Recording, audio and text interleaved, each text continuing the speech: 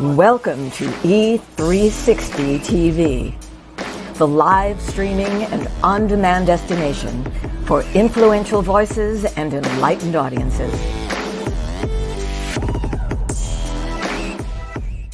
We offer trending, grassroots, and purpose-driven content across a diverse range of interests. E360 TV is more than just watching programs. We offer the ability to interact with live shows connecting audiences to real, authentic influencers and storytellers while streaming to millions of devices.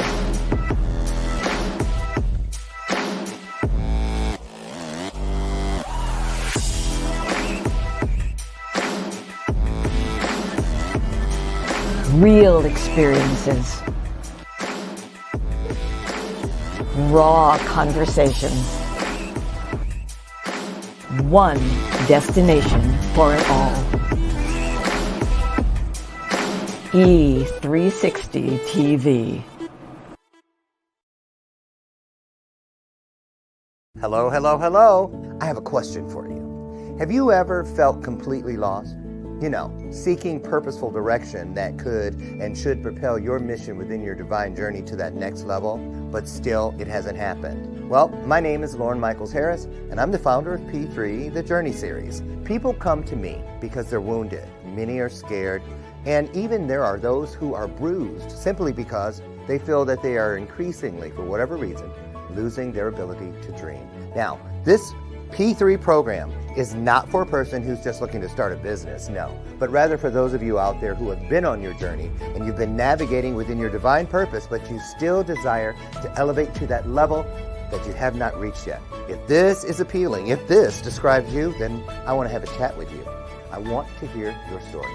So use the link below to get registered for your free seat at P3, the Journey Series. And let's get started, one story at a time. I'll see you inside. Click the link.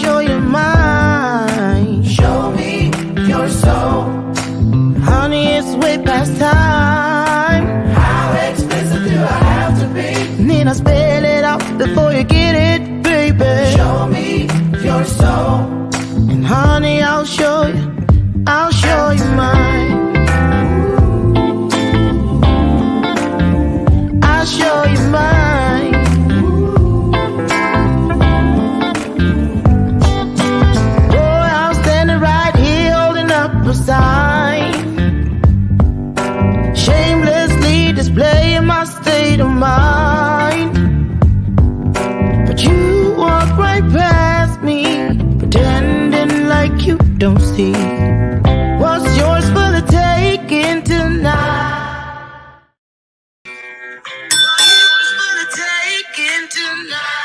I just can't get enough of it. Oh, let me turn that down. It's so weird watching yours on here. Look. Good morning. Wake up. I saw you. Quit sleeping. No sleeping up in here. It is time to wake up, stand up, and stay up. Can I get an amen? Where is that? Welcome to today's installment. I'm going to find it. I need to put those things in order. Where is it? I'm not stopping till I find it. Hold on. Okay. Somebody has been Wait a minute. Uh-oh. I think I'm in the midst of a senior moment. Okay, I'm going to just go with this. Good morning, beautiful people. Where's my amen? Okay, I'm not happy. Oh, thank you. Listen, don't laugh, because I'm telling you what, more and more I find myself walking into rooms and I'm like, what I come in here for? The other day, I am not kidding you. I literally was running around the house and my husband Brian comes up to me and goes, honey, what are you looking for? And I'm talking to my friend Mark Haddis and I'm like, shh, be quiet. I don't want Mark to know. He goes, what? I said, I don't know. I can't find my phone. He said, honey, you're talking on it. Don't ask me. But anyway, here we are. It's a beautiful day in the neighborhood. Oh, I'm so excited. Oh, look, I dressed up too. This is my tuxedo. Wait a minute. I muted you already. Listen, let me tell you who's here. You saw it. Oracle, the Oracle of Apollo. Not an oracle, not one of the oracles, the Oracle of Apollo, the only one. And anyway, so I kind of dressed up. I was telling her about this. I use it as a prop robe now because look, it's supposed to look like a tuxedo jacket. Let me tell you something.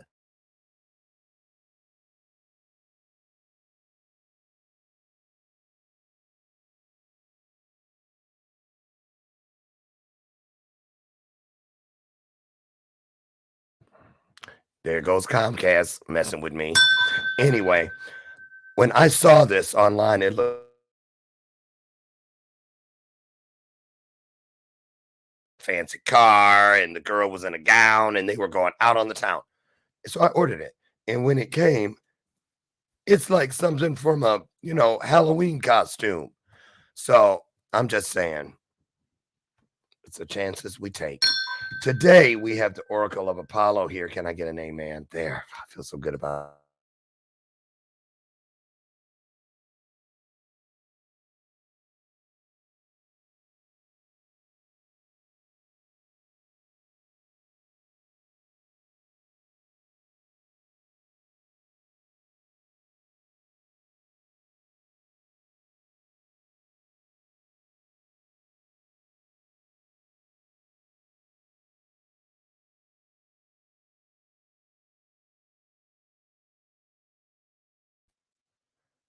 I'm going to have to get Apollo. Promise I want to own my own gas company and my own internet company, because if they take those two from us, we are done. There ain't nothing we can do, right? So anyway, I love you, Xfinity. No, I don't. But anyway, Oracle is here.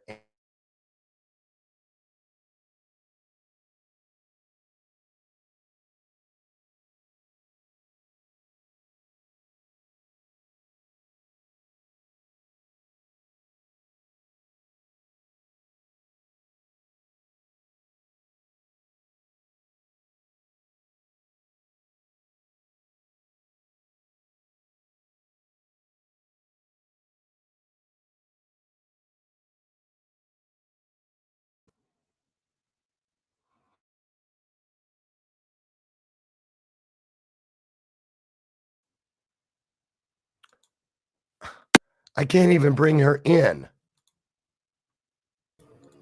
There you are. Well, there I am. I was hitting the countdown clock.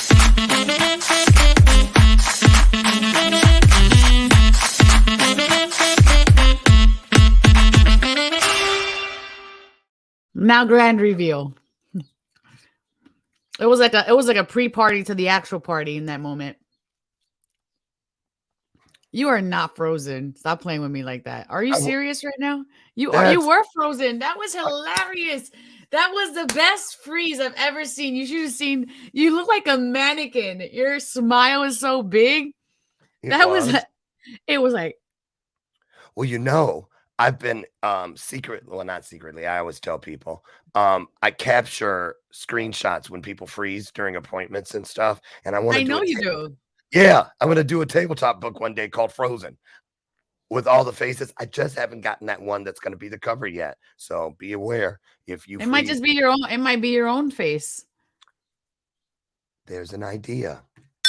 There's the Bella Purpose, by the way. It's here every day to remind you that some truth is on the table and don't miss it. Also here every day, Lucy McGillicuddy Ricardo. Love me some Lucy. So, Oracle, how you been since we've come back from Romania? Man, since we've been back, well, I want to hold on. I brought a little tapestry back from Romania. And I like that souvenirs should have double meanings. Sometimes we take them and we'll get like a magnet or something and we'll put it on the fridge, but then it's just like it becomes a part of the wall, like it just fades away. So you know how you put your little memo stick used to, I know you put them in a Yes, box now, the sticky yes, pads. You and I, now I have to segue back. You and I had a conversation about a situation that I was going to go to Europe and finish something I had started in this trip to Romania. And so I brought this back with the idea of that being like a focal point of completion. So it's a sigil for completion of a mission that is totally not seen yet, but it's a reminder. This is my reminder. where'd you get that? I didn't even get a chance to get any souvenirs. As a matter of fact, I just asked Mike Suwika last night if he would bring me a refrigerator magnet because that's kind of our thing, Right. Brian and I. And I didn't get a chance to do anything. I only got to shop in Amsterdam at the airport. Oh, well, I need to tell Mike to bring me a magnet because I also do that. But this one was like, very intentional. Bringing Well, this you back was you got intentional. out. You were out and about. You guys, all the young ones, they were out a lot. My butt. I was when I I was didn't go anywhere till the last day. The last day is when I went like 3 blocks away and I found one store. I only visited one store and I brought my souvenirs from the one store. I don't like shopping. So I just went in one place, got some cute things, and that was it. man. I wish I would have known because we could have gone together. But anyway, so now that you've had a chance, I'm still processing. I dug into Gary's our videographer, Gary Ott. Shout out to Gary. I dug into the 39 plus hours of footage he captured. Remarkable. And I thought I was coming out of my zone. We talked about this yesterday with Anya. Noel was here as well as Amy. And I asked them if you were, I was feeling some kind of way. Like I was missing people. I didn't even remember their names. And also, we had been working towards this for months, with Team Romania and whatnot and all of them. And I just found myself truly missing the experience. How's it been for you since we've come home in that aspect? So I just want to frame something here for people who don't understand the expression. So I'm just going to do a little bit of reflecting here. So I see that you're saying I miss people I didn't know. So when we are on these pilgrimages for the soul, which are inevitable to a degree because there are soul calling, soul ties, there are things behind the veil that are attracting us to certain points in our lives or certain physical locations. We may not even know the why to Yeah. them, but they're familiar. There's a longing. It's more than I'm just going to go visit. There's a need, there's an inherent need or an urge to go to these places and connect with these people.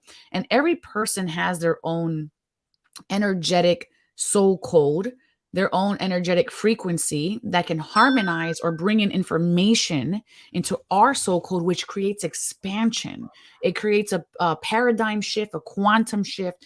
Things start to move in our field. And it's like two people who are mute and deaf speaking a language, and then the other person interpreting it in silence.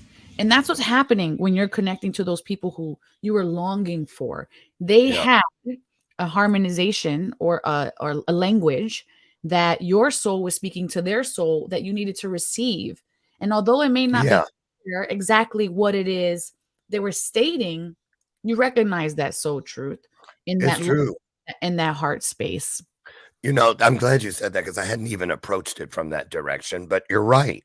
Um, how do I know that? Because just this morning, I went through my apps and, the ones that I pay monthly or weekly for to cancel because I had a bunch of shit in there. I was like, I didn't know I was paying all this for this stuff from a year ago, but I had the translation app that I bought to use while we were there. And not one time did I ever use it. Didn't even cross my mind because I didn't need it, which was amazingly relevant to the experience for me. How I don't feel like I missed any conversation.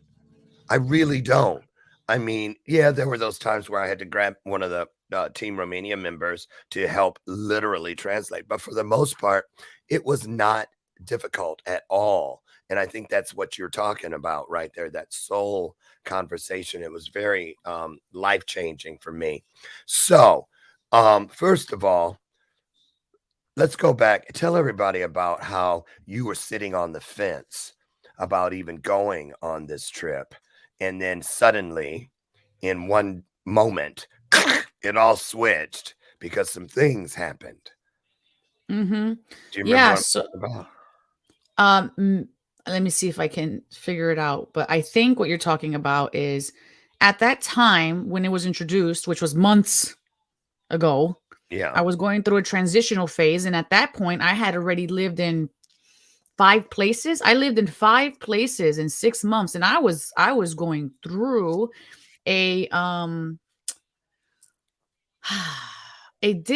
was disenfranchising an old personality that no longer needed to be uh within my being. And sometimes we take we miss opportunities to release aspects of ourselves due to fear, comfort, unknowing, uncertainty, insert reason here. And then it prolongs a sense of suffering. And so I was in a state of prolonged sense of suffering at that Hmm. time. And trying to figure everything out simultaneously. It was my first year becoming able-bodied, so it's my first year going nomadic. So I was living across the country from tent to tent, car to car, stranger to stranger. And financially, it wasn't there also. And Right. I'm releasing a partnership of 12 years that was an abusive partnership and a home of 17 years. And everything was being dismantled in my world. Yeah. And that left me very fragile. And it left me picking up pieces of my life and also rebuilding at the same time. So you can simultaneously be breaking down in your emergence, because that's what this Right. is, and healing at the same exact time. So you're destroying and rebuilding simultaneously. Simultaneously, two-way flow. So it is. So I wasn't sure if I had the capacity to be able to sustain something so energetically responsible, something I had to be so responsible for. And when I was like, I'm selling my house. This is going to be the money I'm going to go on this trip with. And that's exactly what I did. And I knew I had to go on this trip. As a matter of fact, I knew I really did know. And I wrote it in my journal as my number 20. It was number 27 of things I needed to do till I did the Steve Harvey challenge. And I put it in my manifestation journal, and it was number 27.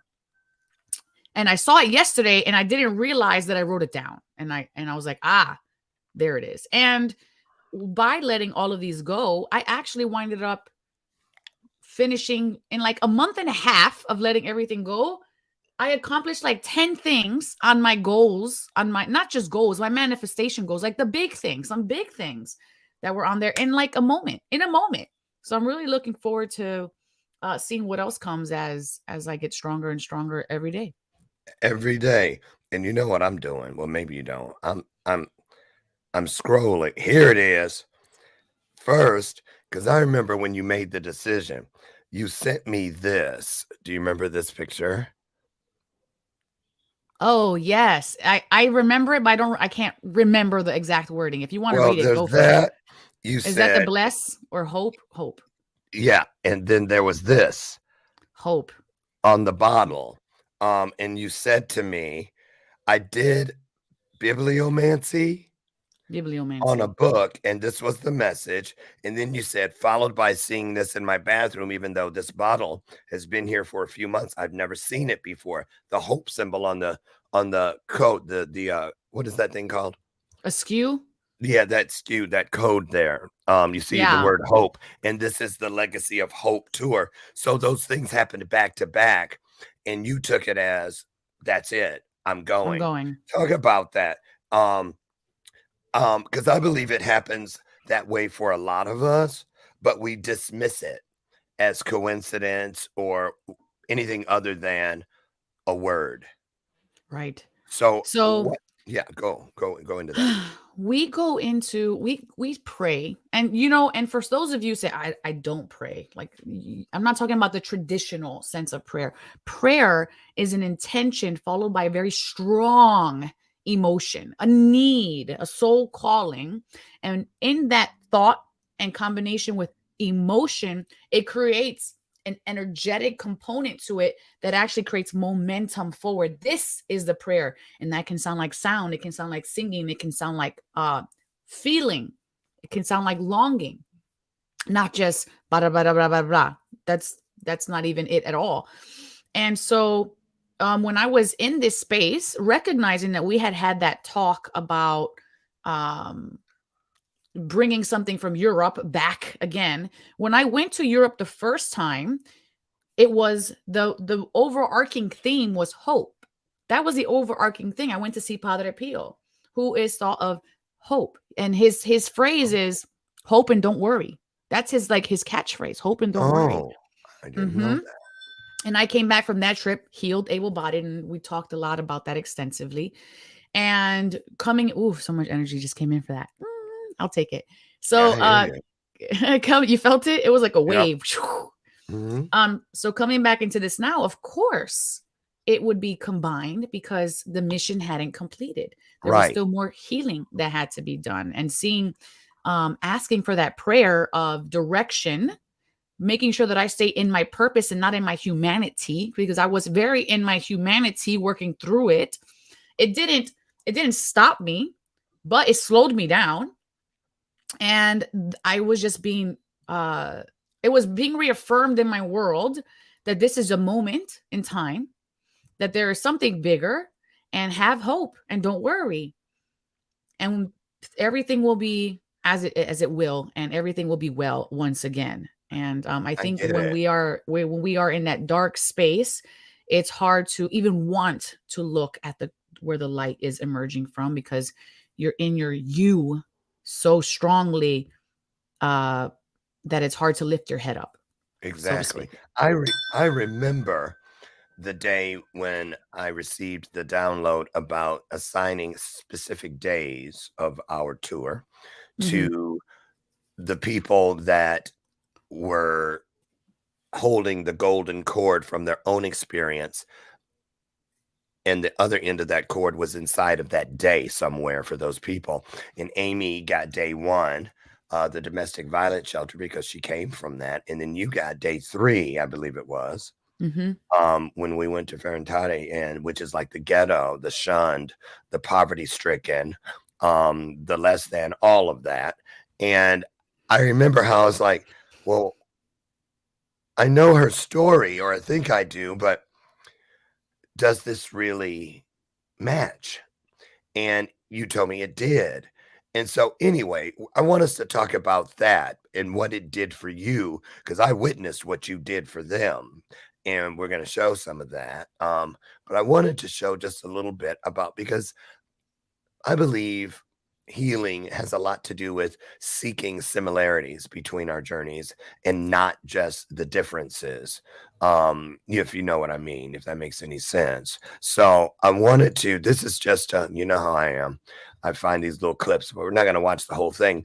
But I want you to watch a bit of this, and then when I stop it, take us to when you were 14 years old, Mm.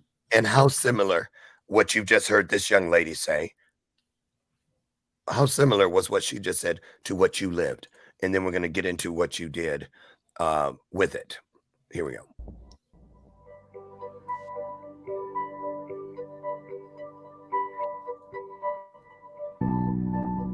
I'm Kaya and I am 4 years old.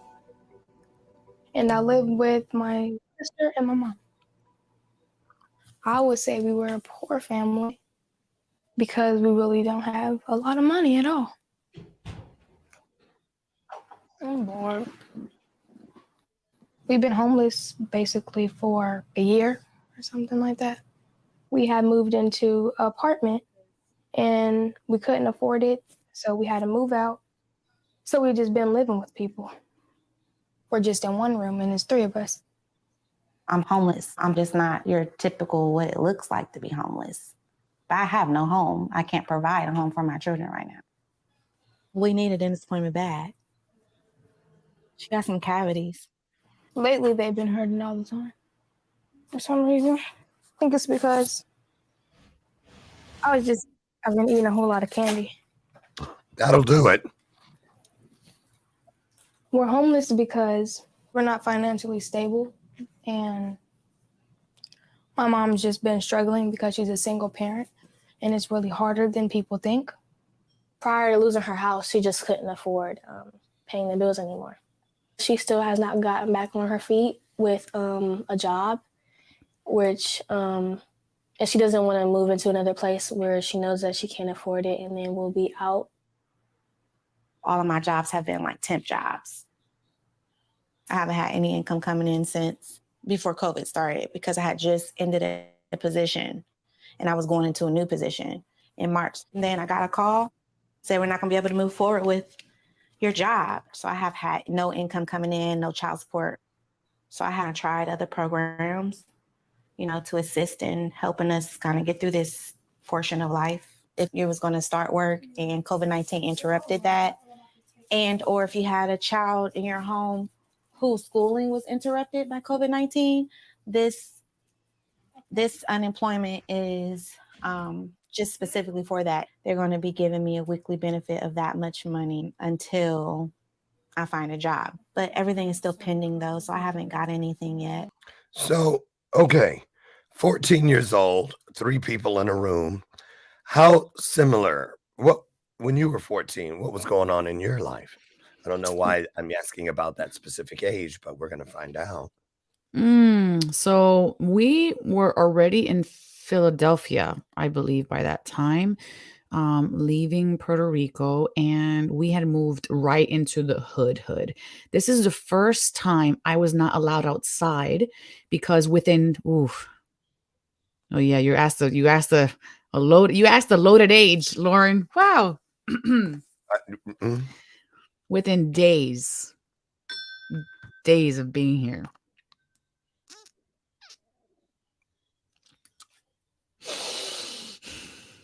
It was our first drive-by. Coming from Puerto Rico and having all this freedom, all this land, being kids, allowed to be kids, even if we were in the buck country, middle of nowhere, we come here. And it was our first drive-by. I think it was like 3 days. And my brother's room's windows were full of bullet holes. And it happened while they were sleeping. So it didn't hurt anyone. However, as we were there, we were only in this particular house for 6 months. Within those 6 months, our houses are row homes, so our houses touch, so you could literally walk out the door and touch the neighbor's door. Within 6 months, my landlord, who was right next door, her son was murdered on our block. And very shortly after that drive-by came back for her. I knew she was upstairs in the second-story window, and they took her down. Within months of us being here, and I was locked in my room with me and my 3 other siblings. I slept in a child's bed because there wasn't enough space in my sister's room for 2 real beds. So I slept in like a toddler's bed. And I just remember the park was a half a block away and wasn't allowed to go to the park. Wasn't allowed to go outside at all. It was too dangerous. So there was this tiny, tiny little pathway. It wasn't even a backyard. It was a pathway. And I would go out there with chalk. I don't know, maybe it was like 4x4 or something like that. And this was my space. This was now the reality of being confined into this little corner of life. And yeah, that was right from the get-go, coming to the this part of the United States. That was the first time I ever saw somebody, or the first time that I understood violence in this way. And my brother has some mental disabilities and physical challenges, and he got rolled on by like 15 grown people. My mother one time was being encapsulated by the entire block defending my brother, and it was really scary. And they came out with weapons all over someone who has a disability. It was just chaos. It was instant chaos. And it caused a So, lot of distrust and not feeling safe. And I could see how this little girl might grow up hyper independent, and that will cause a lot of situational things in her life because you don't have that stability, you don't have that rootedness. so what you've just remembered yourself to, that you've shared with us, and thank you for your vulnerability, and I really appreciate that. I know it's not easy. Um, had you thought about that specific time frame at any point of this journey to Romania and back, No, mm-mm. even I, though you were not that assigned? moment. Not that moment. Mm-mm. So the healing we see continues, you know. Absolutely. And so tell us about your experience that day, which was your day. Anything in particular stand out? Any conversation or any story that you heard, or what was the moment, if there was one that stands out? Because sometimes it's the entire experience. I was super grateful, first off, to even present at all there. And there was there was 2 moments that stood out. One moment was a little boy and took what was his name? Radu? Was his name Radu? The translator who was taking photographs. Oh yeah, yeah. Raduco. Raduko, okay. And he took him and me. He says, "Can I talk to you in private?" And he translated for me. I said, "Sure." And there was really no privacy there, but we went into the hallway, kind of like against the wall. And he says, "Could you please walk me through that process again? Because I didn't quite catch it." And I said, "Yeah, of course." So I walked him through everything again. And then all of a sudden he just let out this big sigh, and his eyes opened up at the end, and he just like, "I feel better. I feel better." And then he says, "But how do I know that it's real?" I said, Mhm. "Because I didn't have to tell you. You just felt it." And then he was just grasping, that information of, "I just felt it." And he's like, "Yeah, and I feel better." Listen, I saw you, and I wrote it down. I saw you do things. It was such a the greatest part for me was because all of you are my coaching clients, and I was able to see parts and pieces, shades, if you will, of each of you that I didn't even know of. Um, and I'm sure y'all probably saw a few from me that you wish you didn't know of. um, Ding, ding. clearly. And so, for instance, I saw you doing a lot of your energy work on certain people. Cataline was one that stood out because someone came over and said, "Look," and I watched, and his face was jumping, the muscles in his face, and I could tell something deeply spiritual was happening, and I saw it all over the place. I saw a different shade of you when you were face painting the babies, and Hmm. that it was like an energy flowing between the two of you. It was so calm. There was so much trust in it. It wasn't just painting on someone's face. It was imprinting on their hearts, on their spirits. I saw it literally happening. And even when you were coloring or showing some of the kids how to draw an eye, it was that there was something happening. It wasn't the two of you, it was the multiples of you. I saw it moving in that top to bottom, bottom to top, side to side, side to side, corner to corner, corner thing. And I was like mesmerized, frozen, watching it without even realizing I was frozen, watching it, if that makes any sense. It's almost like afterwards I would go, did I really just see that? That kind of an experience. And I saw that a lot with what you were doing. It was like something would grab me and turn me so that I wouldn't miss that moment. A lot of the moments going through the footage I see because it can't be in all places at one time, and I see them, and it's a different experience now. But it helps me now watching the footage of the things I did not see. It helped me understand how I was forcefully directed to see many of the things that I did see, if that makes any sense. So tell me, what do you think it was I was experiencing as I watched between you and these kids? It was like an unspoken choir. That's beautiful. So when we do, I always say we as if I'm in the multiple, but I know I'm in the multiple. So get Absolutely. if you ever watch me, you'll they them. I say we, right? That I refer to me Exactly. as the Me we. too. Yeah. And so when we went, I do this like I hype myself up to be the most of myself.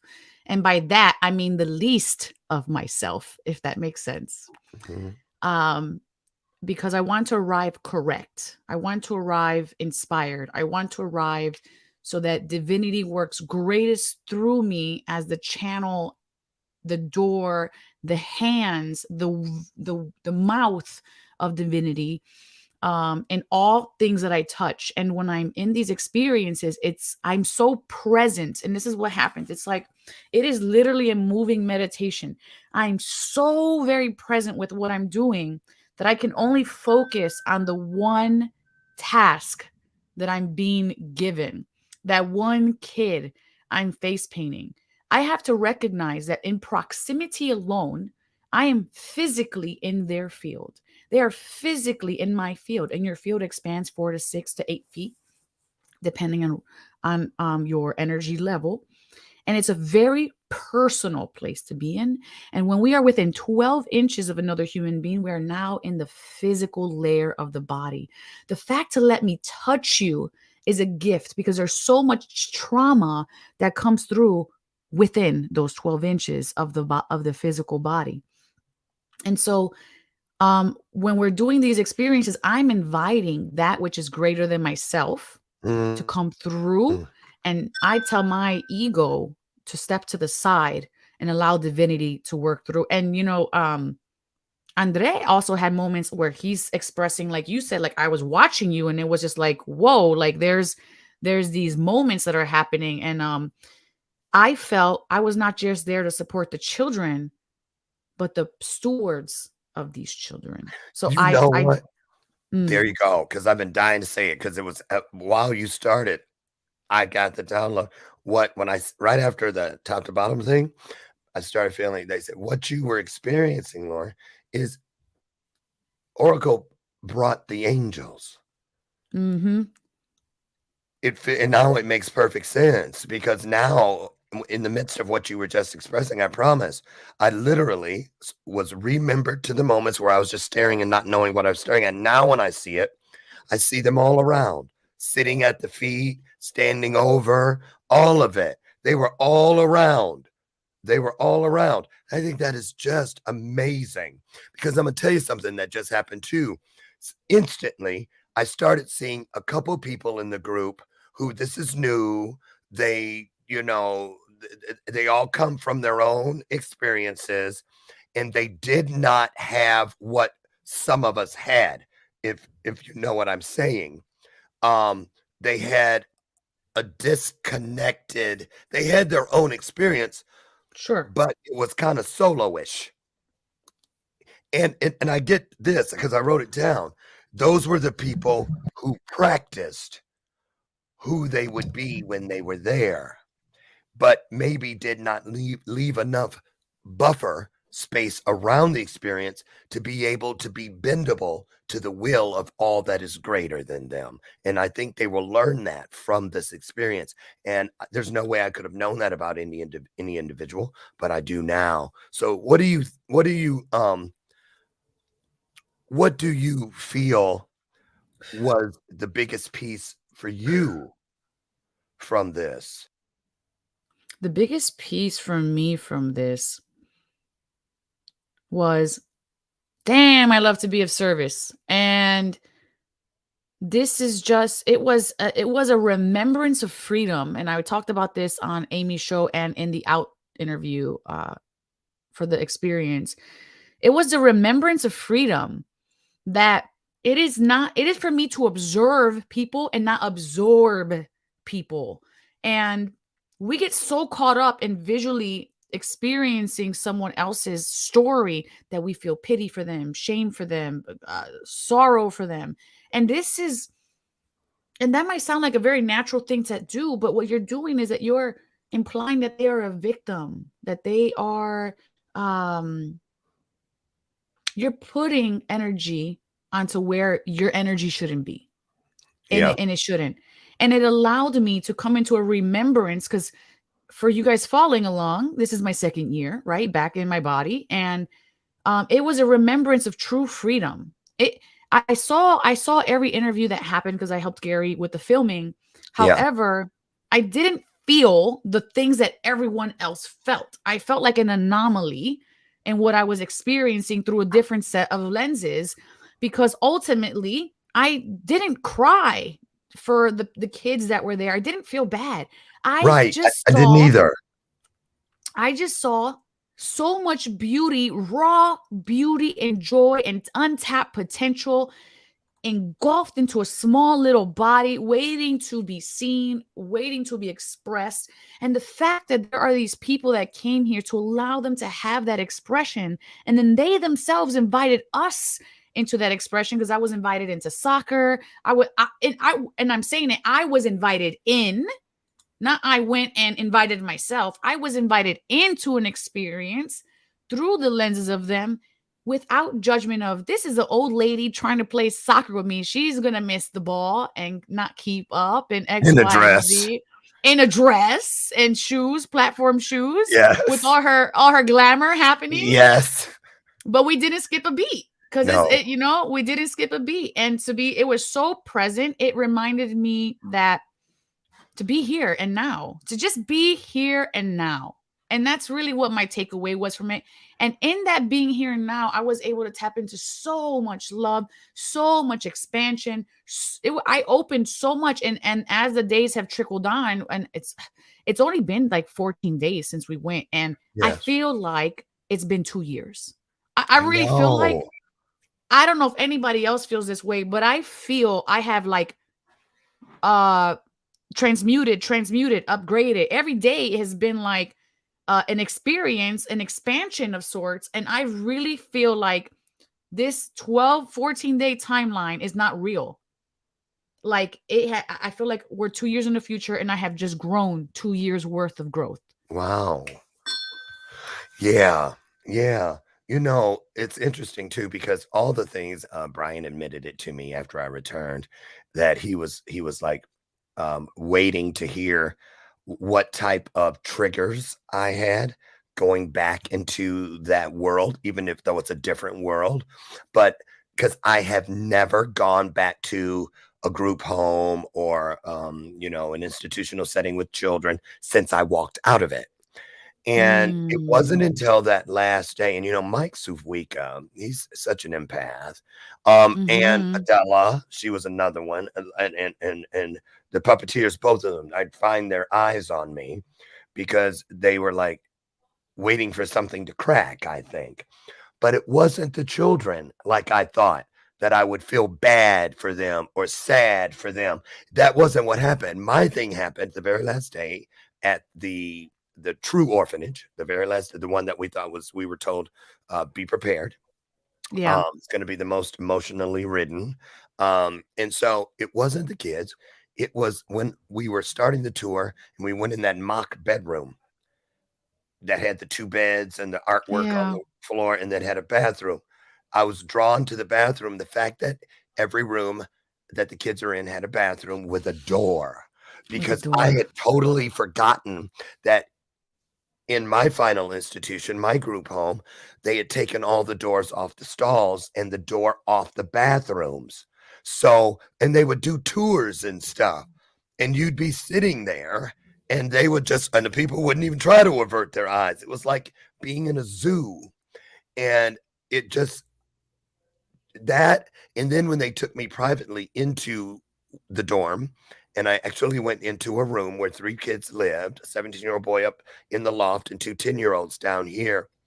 The very first thing I was drawn to was the fact that they had closets, because I had totally forgotten we never had closets. We had plastic milk crates. And the dream was to, if you're good enough, one day we'll give you a laundry basket to use as your closet.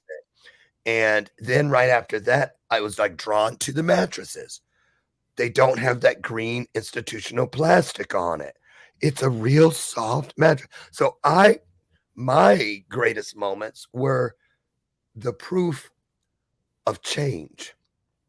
That here I had to go all the way to Romania to see that kids have doors on their bathrooms, no plastic on their mattresses, and closets for the things that belong to them.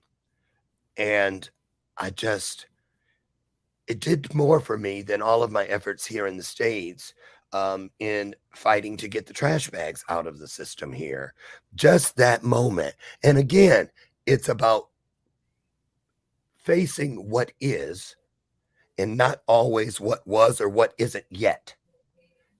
In the moment, what is here. So that was it for me. So I want to show a little off piece, which really, I was trying to wait till you guys see. I'm sending everybody. I'm gonna do a WeTransfer, and I'm just giving every person that went and that participated all 39 plus hours of the footage, and just let people pay accordingly. We're not going to do like we usually do and pick out all the Dominique pieces or all the Amy pieces and give them to you. We're going to give you the whole kit and caboodle. So here is a piece. You happen to be featured in it because I guess that's how it's meant to be. It's going to pop up. Send Day numero uno today. Yep. Getting it done. Romania. It's really good. I don't know if it's every day or just today, but today I would. This is their runaway place. More sensitive. So not today. Today because they're going to their runaway place. So we're gonna keep it Gary. Right. I love you, Gary. Center so pobegnili od doma. Okay, in ker so pač pobegnili od doma, zaradi tega, ker so bili doma nasilje, pa so jih, ne vem, tepali. And let me tell you, I don't know if you saw the show yesterday, but Anya said Noelle cried for 3 days after she got home because she missed everybody. And they had decided that they are ready to go wherever we go next, that they want to be at the next Power of We, whether it's here in Chicago or someplace in the States or another country. And that was just a moment that I could have never seen come. Yeah. So anyway, and she's 10 years old, Noelle, and all of the things that she learned, and it's just amazing. Just Pa to, jih ne smejo najdeti, zaradi tega, da ne bi jih spet pač tepali. Zato. Okay, danes noben tam imam pač na slikah. I need to buy some halls. Thank you for I need that. like a pack haul. Yeah. Do you want some? I will take one if you have one. No, some Ricolas. Oh yeah, Ricola. Libero domani So you gotta do it. Scherzo si domani per PayPal. Hai capito? No, you gotta like really do it. Ricola. That cough killed me all week. Me too. Wow. You've been in Italy? Yes. Nimce. Yay! It's almost as many years as you've been alive. 3 more, and It's amazing. Does it count? Ne, niso danes mi begali. Begali so že nekaj časa nazaj. Ej, gracias. Bravo, gracias. So you know this is the very first day. It We're is on the our first way to day. our very first one. So when you see yourself there now, outside of the experience looking in, who are you looking at? Man, there's just so much light. There's just so much light. Like I'm seeing it and I'm just like, wow. Like I'm bringing in, I just feel it. And I don't even want to say we're bringing in so much light. And I was honestly concerned about the way I was going to come into this experience in the sense of, do I tone myself down? And Spirit was like, no, don't tone yourself down. Turn down for what? Turn up. And I'm glad I did because, you know, this beauty glamour is an element of healing. Because think about it, so many great days. Are you not so grateful that day that the sun starts shining in the sky? Yeah. It uplifts people. Beautiful things, beautiful experiences uplift people. And that is definitely a dynamic that I feel like is sometimes overlooked, but it is a type of medicine. It is a type of medicine. And there's just so much illumination that I'm bringing in and that I was so grateful to be able to hold and sustain through the entire experience, even though I hadn't slept in weeks. I didn't sleep. I slept 2 hours a night while we were there. I was so sick. It was horrible. Amy left my hotel room to go to her own room because I was like, she went and got a separate room? She did, because I had a running cough. It was horrible. So, I didn't know that. Okay. It was too much, and I don't blame her. It was just too much. So, yeah. And sometimes things are pushed out to make room for the new to come in. And I've kind of been experiencing it too. And then a lot of us had something after we came back. And I don't know when we all come together next week, hopefully, because I wanted to give all of us enough time. I just don't feel it's time yet for us all to come back because things are happening still. So I'm gonna just keep throwing it in the group. When are you guys ready to come back? Because you know Mike and a couple of them are over here first week of June for Mike's one-man show here in Chicago. And I think it'll be before that. Yes. Andre do too. All of them will be coming back. And so listen, I promised everybody some readings and this and the other with you and some angel numbers. And here we are at the end of the broadcast. So, but wait, I want to ask you, can you come Friday? This Friday? Yeah. And just do an oracle show? Yeah, let's do mediumship, readings, all of that. Answer some questions, and we'll do a whole Miss Oracle show, and that's it. Let's do that Friday because I spiritual power hour. Yeah, so there it is, you guys. Friday we're going to get the Oracle of Apollo back, and she's going to be dedicated to pouring into us. And so have your questions. If you need some clarification, whatever it is you need, bring it. Bring that need with you Friday, won't you please? And Dominique, if you could sum up, something tells me that's a hard one to ask someone. Okay, let's put it this way. If you had a box of treasures, like where is my box of treasures? Here it is that you gave me. I keep it close. What, and you brought something back from this experience so far, because I think you'll add other things. And we opened up the box, or you opened it up to show us. What would you have placed in here at this point from the experience? What would that thing that you want to keep forever, I guess is what I'm going for. That every soul we encounter is a fragment lost through time of ourselves. And upon humbling our judgment letting go of criticism and embracing the uniqueness and the gift of separation from that soul, that we can also embrace ourselves within that experience, and witnessing, observing, being a part of that experience brought back parts of myself that I didn't even realize needed to be returned. Yeah, I get it. I definitely get it. And I'll tell you something, not to toot the horn or anything like that, but I want to say this. I am so, so grateful that the universe, greater than, has guided me with this coaching thing since the very first day. And, you know, not to get set where you have events where people just come and buy from the stage or sell from the stage, and event groupies show up and you can get really big doing that sort of thing. But it's not about getting big. It's about pouring big things into small places. And so I just am so grateful. Jason Cisneros called me the night before we left and said, "Can I pray with you?" And he said, "I want you to know something, brother." He goes, "It's one thing to get, I remember when you were afraid nobody would come to Chicago for the Power of We. And then I remember when you were afraid no one would follow you to Atlanta for the Power of We. And look at now. You've got all these people that are willing and anxious and going, and you together, you're going all the way around the world to Romania." And I had not even considered that. So I just want to say thank you. I am so grateful for each of you, because I get to leave this world one day.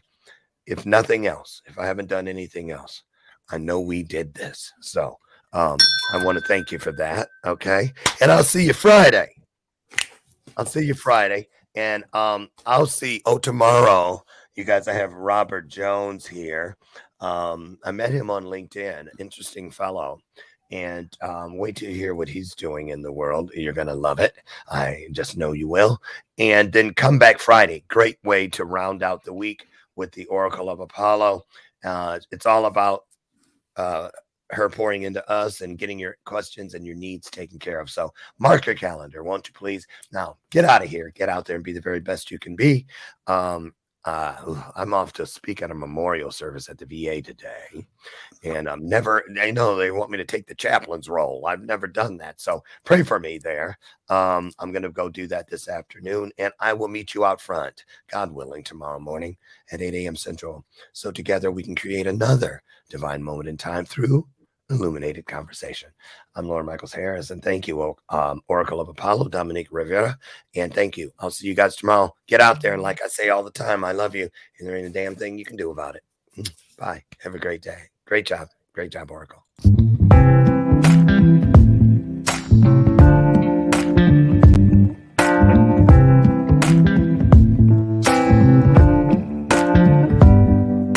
Show me your soul.